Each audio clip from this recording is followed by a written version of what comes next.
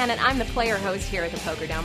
Well, you've seen what happens when the players are on set, but we're going to show you what happens as the players get ready to compete at the Pokerdome Challenge.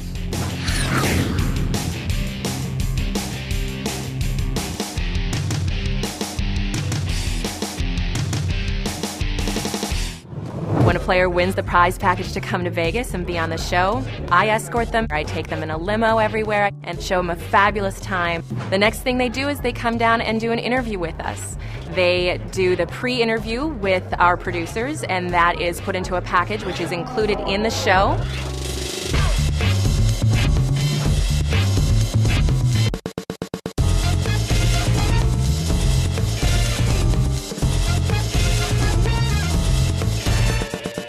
After that, they have some free time at Caesars before we all meet up for a wonderful player dinner that includes some of the production staff. And then after that, they get their $500 in Caesars chips to go play, cash in, whatever they want to do. You get excited, it's okay.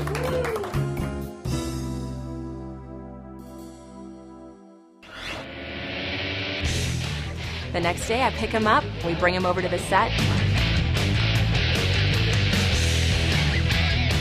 They go through poker school where they learn speed poker and the way we do things here on the Pokerdome. Then they get a little bit of rehearsal where they actually get to play with each other and get used to the table, get used to the double dealers. And then we have a break for them so they can chow down, get their makeup on, and then it's showtime.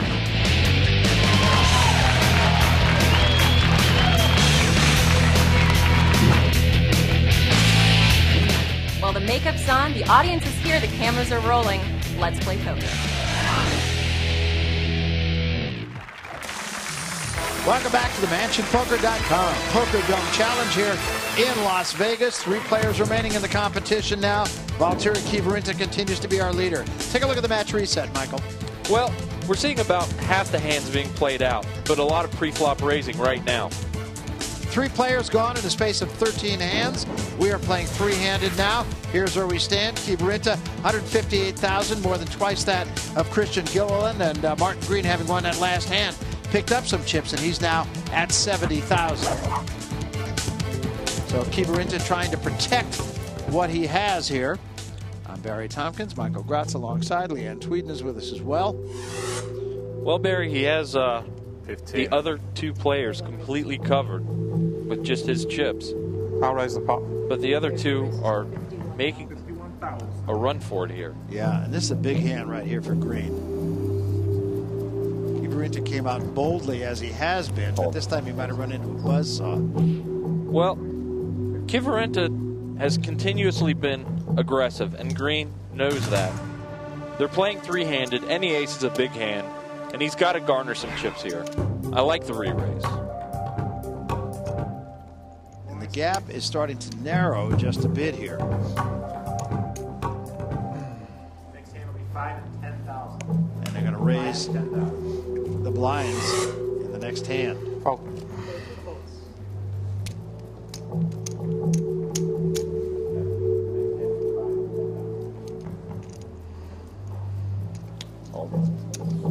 Kiviranta will be handed this pot.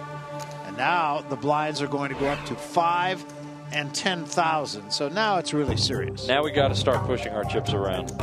Even though Kiviranta has a very big lead right now, that can all change in a matter of 1 hand. If one of these guys beats them all in for all their chips, Kiviranta's a short stack. A call. The land will call. It's 10. Oh, 10, sorry. Call.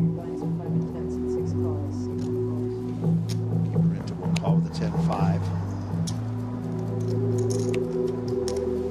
I don't really understand Gilliland just limping in on the button. Playing 3-handed, you want to be aggressive. You have position. Force the other players to pick up a hand. So all 3 players will see the flop here. 2 diamonds for Gilliland. Well, we're going to see some action here. 20. Gilliland's got a flush draw and an overcard. Kiviranta with a pair of 10s.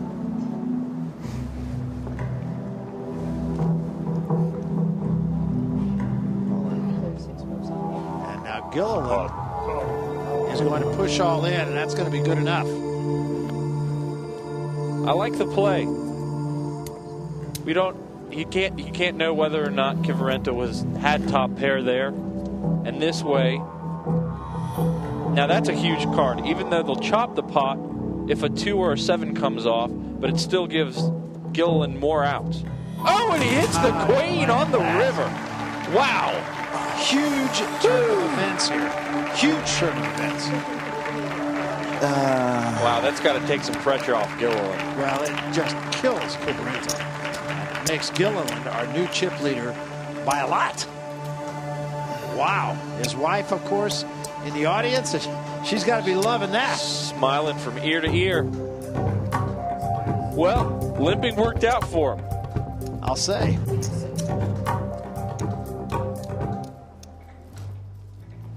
And this guy who has been controlling the game, and now he's going to get tested again here. 25. He's going to raise it up again, and he's probably going to get re-raised here, I would think. I think just flat calling is a little bit... Call. Well, he just flat called. It's just not aggressive enough. A pair of 8s is a really, really big hand playing three-handed. And you don't want to give somebody the opportunity to suck out on you. 4, 3, 7. Wow, what a great flop for Gilliland. Let's see if he check raises or just bets. 40. He's going to bet 40,000. A real test. Kiviranta cannot let Gilliland turning the pressure back on him.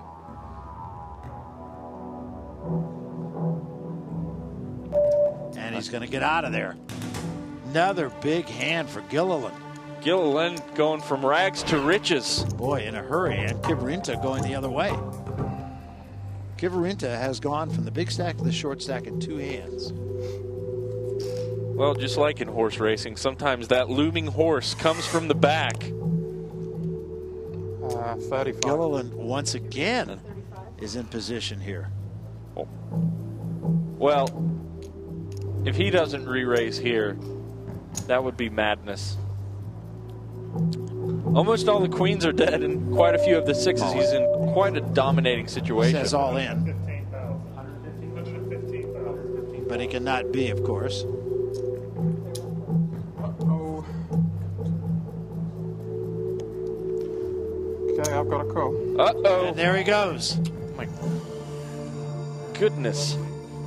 Well, Gilliland has him absolutely dominated. Yeah. You saw that little shake from Green. Catches an ace. Wow. Green needs a jack or running 6s. It's an 8. Any jacks in there? Any jacks in there? And the answer is no. Okay. Thanks, guys. Unbelievable. Wow. Talk about coming back from the dead. Green is gone, arguably the best player at the table, but we said earlier, many, many times the best player does not win. Gilliland right now, least experienced of the players who are remaining, is driving the bus.